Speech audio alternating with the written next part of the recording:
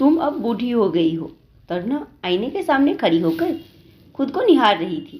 कितने दिनों बाद उसने अपने आप को गौर से आईने में देखा था, वह भी तब जब पति दीप ने उसे टोक दिया। अब तुम बूढ़ी हो गई हो।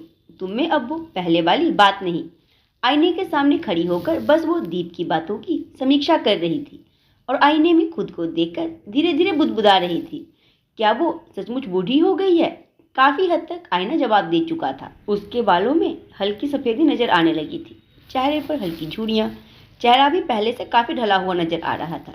शरीर देखकर ऐसा लग रहा था जैसे आराम मांग रहा हो। न पहले जैसा नूर था, न ही चेहरे पर मुस्कुराहट। वह पहले जैसी बाकी नहीं थी, सचमुच बदल चुकी थी। अब आईना बीता हुआ कल तो बता नहीं सकता, जो भी दिखाएगा आज ही दिखाएगा, और आज जो जैसा है वैसा ही दिखाएगा।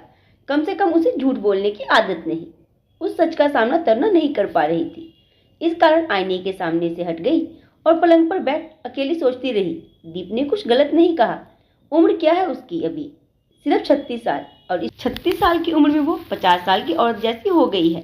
50 साल की उम्र तो दूर की बात है, 70 साल की उम्र में भी लोग जिंदगी जीते हैं, पर वो तो 36 साल की उम्र में ही जिंदगी से हार गई। पर इसमें गलती किसकी है? शायद खुद उसकी। कैसे? सोचते सोचते वो खुद अतीत के गलियारों में चली गई। जब वह शादी होकर इस घर में आई थी, घर में सास ससुर, पति दीप, देवर यश और ननद दिया थी। सब लोग बहुत अच्छे थे, लेकिन तरुणा की आदत थी कि वह किसी को कोई काम न करने देती। जब कोई मदद भी करता तो आदर्श बहू बनने के चक्कर में कहती, अरे बहू के होते घर के लोग काम करेंगे, अच्छा लगता है क्या? सबको लगता कि तरुणा को शायद काम में मदद कराना पसंद नहीं, इसीलिए धीरे धीरे सबने मदद करना छोड़ ही दिया। जब कोई कहता कि देखो तरुणा ने पूरे घर को अकेले संभाल रखा है, तो वो फूलकर कुप्पा हो जाती। जब तरुणा का बेटा तरुण हुआ, तब भी सासू माँ कुछ करने की कोशिश करती तो तरुणा उन्हें मना कर देती। सासू माँ को भी यही लगता कि शायद तरुणा को उनका काम पसंद नहीं आता, इसीलिए धीरे धीरे उन्होंने तरुण के कामों से भी खुद को दूर कर लिया। दीप कई बार कहता, तरुणा अब तुम दिन भर घर के काम और बच्चे में लगी रहती हो, कभी मेरे लिए भी वक्त निकालो, मेरे साथ भी कुछ पल बिताओ। तो तरुणा दीप को भी झिड़क देती, तुम्हें सिर्फ अपनी ही पड़ी रहती है, देखते नहीं मैं कितना थक जाती हूँ। अरे तो सबकी मदद लिया करो ना, किसने मना किया है? काम वाली हम अफोर्ड नहीं कर सकते, लेकिन कम से कम साथ मिलकर तो काम करवा ही सकते हैं ना।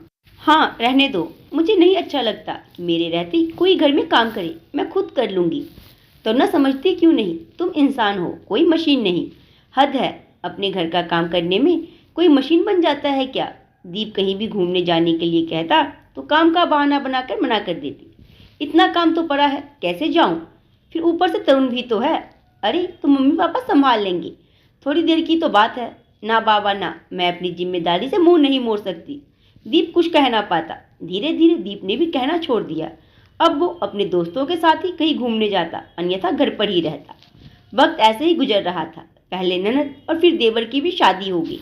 देवर की जॉब दूसरे शहर में थी, तो जाहिर सी बात है देवरानी भी उसके साथ दूसरे शहर चली गई। लेकिन तरुणा उसके अभी भी वही के वही हाल, लेकिन अब और बदतर हो गई। पहले किसी की मदद लेती नहीं थी, अब कोई मदद करता नहीं था। इस कारण अब खुद चिड़चिड़ी होने लगी थी। मेरी तो कोई मदद ही नहीं करता, दिन भर घर के काम में लगी रहती हूँ। देवरानी खुद तो देवर के साथ दूसरे शहर चली गई और मैं यहाँ अकेली सास ससुर की सेवा करती रहती हूँ। मैं अकेली बहू हूँ क्या, जिसके माथे ही सब कुछ है? मन ही मन बड़बड़ाती जाती और काम करती जाती। आज सुबह यही तो हुआ, जब पड़ोस वाली आंटी मम्मी जी से मिलने के लिए आई। बातों बातों में उन्होंने कहा, एक बात तो है भाभी जी, आपकी सेवा तो तरुणा ही करती है। छोटी बहू तो अपने पति के साथ दूसरे शहर चली गई। सुनकर तरुणा को बड़ा अच्छा लगा कि उसकी तारीफ हो रही है, लेकिन जैसे ही सासू माँ ने जवाब दिया, तरुणा का मुंह उतर गया। देखिए बहन जी, हमारे लिए तो हमारी दोनों बहू एक जैसी है, दोनों के लिए हमारे दिल में एक समान ही प्यार है। सारी सेवा तो मैं करूं और वो मैडम वहाँ बैठे बैठे तारीफ के हकदार बन जाती है। तरुणा मन ही मन बड़बड़ाती हुई कमरे में गई, जहाँ दीप पहले से ही था। तरुणा कुछ कहती उससे पहले ही दीप ने तरुणा से कहा, तरुणा मेरा सामान पैक कर देना, मेरी दोस्तों के साथ शिमला की ट्रिप है, पूरे 6 दिन बाद आऊँगा, इसीलिए सामान उस हिसाब से पैक कर देना। आप शिमला जा रहे हो? आपने मुझे बताया ही नहीं। अब इसमें बताना क्या है, अचानक से प्लान बन गया तो जा रहा हूँ। अरे ऐसे कैसे प्रोग्राम बन गया? अभी थोड़ी देर बाद ही मम्मी पापा और बच्चे भी देवर जी के घर जा रहे हैं और फिर तुम भी चले जाओगी तो मैं यहाँ अकेली रह जाऊंगी। अरे तुम्हें तो अकेले रहने की आदत है, इसमें क्या नया है? दीप ने बेरुखी से कहा, जो तरुणा को बिल्कुल भी अच्छा नहीं लगा। तरुणा ने चिढ़ते हुए कहना शुरू किया, मैं अकेली दिन भर घर में खटती रहती हूँ और तुम्हें शिमला घूमने की लगी है। एक पल भी नहीं सोचा तुमने अपनी बीवी के बारे में। इंसान हूँ, कोई मशीन नहीं। अच्छा तरुणा, मुझे लग रहा है कि अब तुम बूढ़ी हो गई हो, अब तुम में वो बात नहीं रही। आप ऐसा कैसे कह सकते हो? मैंने तुम्हारा साथ नहीं छोड़ा था, बल्कि तुम मेरा साथ छोड़कर बस एक आदर्श बहू बनने के सफर पर निकल गई थी। तुम आदर्श बहू बन गई, आदर्श माँ बन गई, लेकिन पत्नी वो तो तुम कभी बन ही नहीं पाई। दीप ने व्यंग करते हुए कहा, जिसने तरुणा को झकझोरकर रख दिया। दीप तो कहकर चला गया, लेकिन तरुणा अपने आप को आईने में निहारती ही रह गई। क्या सचमुच वो बूढ़ी हो चुकी है? बस यही सवाल बार बार अपने आप से करती। गलती दीप की नहीं थी, गलती तो उसकी थी। फिर उसे बुरा क्यों लग रहा है?